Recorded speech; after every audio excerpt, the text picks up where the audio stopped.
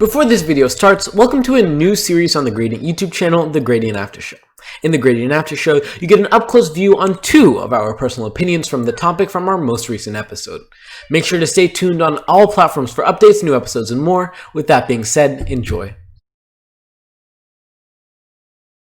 Hey, welcome everyone to the Gradient Aftershow. I'm your favorite third of Gradient, Armand, and with me today we have University of Florida freshman, activist for youth empowerment, and second resident brown boy to the Gradient podcast, Shaunak Magan, everybody. Hey everyone, as introduced, I am Shaunak and I'm glad to be here on the Gradient podcast. I am thankful and appreciative that they took me to thought and I feel very welcome as well. Now, to start the Aftershow, we recognize that the current political and social climate of our country is at a fixed and tense crossroads. At the hearth of all these contrasting opinions stands the mass media and their actions towards influencing individual opinions. Thoughts on this matter, Sean? So currently I do see this and I 100% agree with what is media having a mass influence on our current society, especially after the event of George Floyd and the recent spark in the Black Lives Matter movement that has occurred. And kind of my thoughts on the situation mainly include that I believe that the media in society currently is proving a biased slash false narrative in certain situations. Not all media and not all stories, but there are a lot of situations in where both Republican and liberal media are proving to be biased towards their own agenda rather than actually providing a stable opinion or a stable fact of the actual matter and situation of racism that is going on in our current society.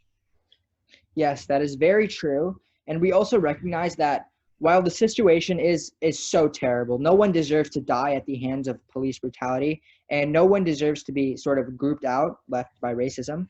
But we do agree that the media has played its part in worsening the situation. That's what it is. Yeah, I can see that happening mainly through news articles after what happened to George Floyd, which obviously was a very terrible thing and should not be happening to anyone, let alone a man who provides to his community like George Floyd did. But the fact that the news media has been not only criticizing the cops that were in the George Floyd killing, but all of a sudden showing multiple cops that have corruption in their system, it seems kind of pushing a narrative where I don't disagree with the fact that there are corrupt police officers in the United States itself. It is a very common thing, and it's something that needs to be fixed in our society. But the fact is the media is proving it to be more of a majority than it actually is, where in all honesty it doesn't seem like most cops and police officers don't seem more to be providing to society rather than taking away from them. Yes, and I do recognize that the media acts as a sort of metaphorical Kickstarter where they release posts or on social platforms.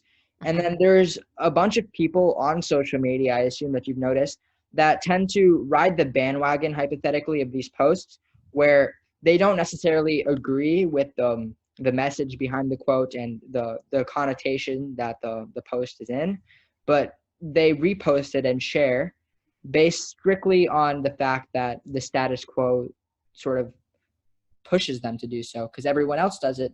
They seem that they are obligated to conform to the status quo.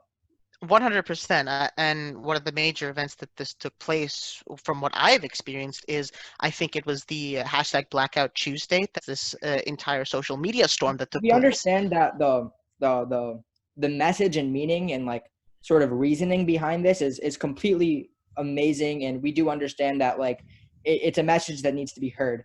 But our dilemma with the situation is that people are sort of feeling obligated towards having to do so when even if they don't truly believe in it. Exactly. So it's in the wake of 2020, in our current century that we're in, the fact of clout chasers exist, where there are so many people that care about such this important matter. It's such an important matter that needs to be spoken out about. But the fact that people are just posting these black screens because they want to be part of a bandwagon kind of not only hurts me, but I feel hurts the entire purpose of the movement. Yes, that is very true. And honestly, so Sean, based on this conversation, the direction we're leading towards is sort of describing that the media is presenting itself with a fake narrative for its viewers. Can Mhm. you give an example of some of this? So when I mean a fake narrative is there have been from let me not to aim at certain people, but let me take the democratic media that exists. There's a fact that there are media channels that specifically tend to the Republican, to the far right, and to the far left. Currently, I've seen in the far left situation after what happened with George Floyd, a lot of fake clickbait media articles exist. I have seen multiple situations where it has said where protesters peaceful protesting is going on and one of them being run over by a car, where in actual situation where you see the whole picture or the actual video that that the full video of the situation without any news articles, you see that the protesters were actually beating down the car, breaking the car, and the car was trying to get away from the situation. These type of examples of what I'm trying to prove in the whole what I'm trying to like talk about when it comes to the fake narrative that's media is putting. They're criminalizing people that don't need to be necessarily criminalized. I do agree with that statement. But I think the terminology that's better fitted for the situation is more of an extended perception of narrative rather than a Hmm. fake narrative. Because Hmm. what they're doing is even both liberal and conservative news channels, they're not saying stuff that's a lie per se. They're stretching the connotations They're twisting it to their own wants, to their own opinions.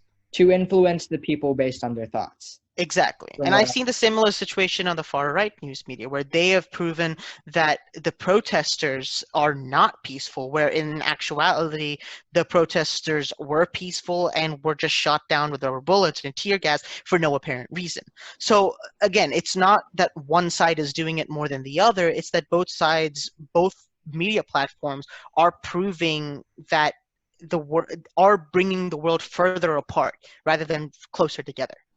Yes, so I see you're arguing that it's less of a political matter and more of a humanity sort of dilemma where Exactly, people are because giving lies or extended truths that don't give proper message towards the situation. after that event, one of the biggest things I feel society should have done, and some of society did, is that we needed to come together. We needed to come together to show the world that we can believe in change. Something that we did do during the after the Douglas shooting that occurred. So many students came together to prove a point about the negative effects of certain weaponry and such. And some of us did make a change. There were certain laws that were changed, certain bills that were changed. But for some reason, during this large and important situation, I did not see as much of a come together as I did during that. And I feel like that takes away from the entire message of equality, and it kind of is difficult to watch in our current society. And I understand your opinion, but going back to the original question that at hand was, Hmm. when we talk about the media, we don't want to convey the opinion that we're sort of shutting down people's freedom of speech because essentially, regardless of what connotation they put it in, they are very much obligated and able to give their opinion and their perception. But the dilemma with, well, my personal dilemma with this situation is that it's giving people a false sense of speech or false sense of idea with their speech, and they're influencing people's freedom of speech based on ideologies that they not necessarily truly believe in, rather just to conform with the rest of society. Hmm. Yeah, I can I can see what you're going where you are going with that. It's yes. And people have also been incriminated based solely on their freedom of speech and their opinions. For Hmm. instance, Sky Jackson, you heard of the whole situation on Yes, Twitter with her dilemma. I have a minor understanding of what had happened with her. Yes. So, to my knowledge, what she has done is that she has sort of showcased people's different like their like personal information and sort of influenced them in a bad way based solely on their opinions. And if she had a contrasting opinion with someone who approached her on her platform, she highlighted that opinion for the world to see, to sort of spin the connotation and give them negative side effects, essentially. And Your thoughts on this matter? yeah, and in that situation, it feels unnecessary, childish, and ignorant to do something as such. The world wasn't. Seeing history was built on argument. It was built on conflicting matters. Take one of the biggest events, the Civil War, in that sense. No, the Boston Tea Party. Boston Tea Party. Argument was, or debate is a phenomenal and fatal matter to how the world is built. The highlight of debate is to respect other people's opinions and give your Exactly. ideology, not to criminalize and lesser other people's opinions. In personal opinion, I feel like if society was more open-minded in general, the world would be a better place, because open-mindedness shows that you can it doesn't mean you don't have your own opinion, but it means that you can understand what the other person is saying and respect it, whether you believe it or whether you accept it or whether you don't. It's something that I feel like a lot of people nowadays don't take properly. A lot of people criminalize the people who oppose their opinions. Totally agree with you, Shaunak. Thank you so much, Shaunak, for being our special guest on this episode of the Gradient After Show. We're so happy to have you here as our second guest on the Gradient podcast entirely. Please be sure, if you're watching this, to follow us on all our platforms, our Apple Music, our Spotify, our YouTube, and our Instagram and other social medias as well. All of it will be presented on the website and all the other platforms. Thank you so much for having me, guys. I loved being a guest here today. I was greeted with great hospitality, and I would love to come back again. Awesome. Now, goodbye, everybody. Bye. For my section on the Gradient After Show, I wanted to talk about racism and the forms that it takes in society, but also the solutions to these problems and why we don't see them existing now. Now, I think the biggest issue facing African Americans today in society has to be structural racism. This idea that there is decades-old policy that still governs the lives of people today, and it really creates this mindset for African Americans that the country that you live in, the country that is supposed to help you move forward, is the one holding you back. It's this America's this big jail that African Americans live in. And we see this in all aspects of life. When it comes to policing, we see that racist people exist in the police force. And these people who are supposed to protect us, there is racism within it. And even beyond that, in things like the criminal justice system, there is racist policy that holds it in place in things that are meant to bring people up. Social programs such as food stamps and housing. There's racist policy that holds these things in place. And it all plays into the bigger issue. When it comes to policing and police brutality, it plays into the bigger issue that African Americans face every day. This idea that structural racism continues to hold them back and continues to oppress them. And the main issue for this definitely comes down to culture. When we look at policing specifically, there is misconduct within the police force within America. But the only way we can actually solve for this is with transparency. And when you have things such as the blue wall of silence, this idea that if you report misconduct from within the police force, you are looked down upon, you are frowned upon. We can't have a culture where people are afraid to do the right thing. We need to create this culture in America where people should be proud to do the right thing. People should be proud to benefit the people. People should be proud to make America a better place. It's simple things like these that are holding us back in society, because it's, again, this racist ideology that still governs our lives today. And you look at things like other social programs such as welfare, we see that this same racist policy that was created in the 80s still governs the lives of people today. States were given the right to control welfare and determine who receives benefits.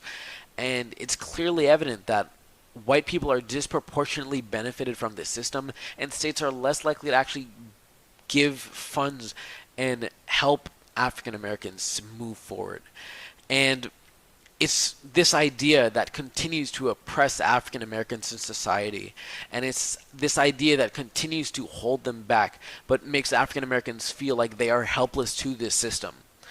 And if you really want to change this system and you want to make America a better place, this not only goes to current lawmakers in the current generation, but in the future, to ensure that you make change and you fix the racist system in place and you replace the racist system in place. And when you make these changes, you finally fulfill the promise that all men were created equal.